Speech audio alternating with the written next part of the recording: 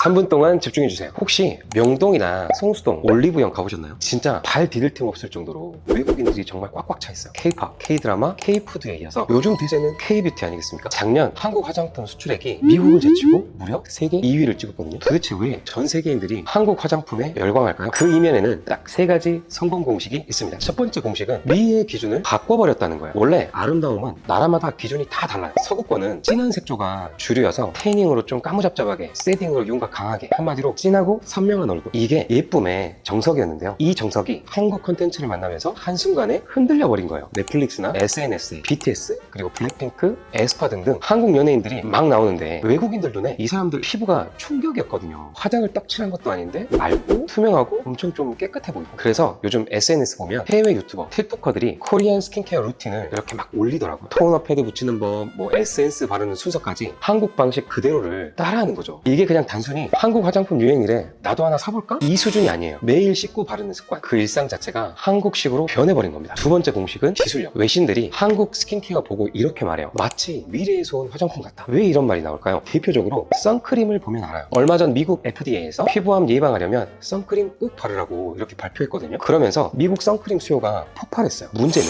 미국 선크림의 제품력이에요. 대부분 백탁 심하고 좀 끈적끈적하고 딱 차단만 되는 약품 같은 느낌? 반면 한국 선크림은 어떠냐면 제품마다 차이는 있지만 대부분 수분크림처럼 부드럽게 발려요. 바르고 나면 따로 화장 안 해도 될 정도로 피부가 좋아 보이기까지 합니다. 뽀해 보이고. 외국인들 입장에서 충격 자체였던 거죠. 선크림만 바꿨는데 왜 피부가 좋아 보이지? 이런 거죠. 기술력 하나로 전 세계를 설득한 거예요. 그리고 이게 끝이 아니에요. 성분 싸움도 한국이 이렇게 꽉 잡고 있습니다. 엑소존, 그리고 시카. 진짜 핫한 성분들이죠. 아시겠지만 이런 성분들 남들 연구할 때 한국은 진작 연구 끝내고 판매대에 올려놨습니다. 물론 효과는 제품마다 잘 따져봐야 하지만 나한테 맞는 걸로. 핵심은 이거예요. 성분 트렌드를 제일 빨리 파악하고 시장판을 직접 짜는 나라, 바로 대한민국입니다. 세 번째 공식은 인프라예요. 옛날엔 외국인이 한국 오면 면세점 가서 비싼 대기업 화장품 한두 개 사가는 게 보통이었어요. 근데 지금은 완전 달라졌습니다. 품질은 명품급인데 가격은 만원대. 이런 중소 브랜드 제품을 장바구니에 수십 개씩 막 쓸어 담아요. 대표적인 게 포리덴셀. 이거 전 세계적으로 진짜 핫한데요. 이름도 생소했던 중소 브랜드가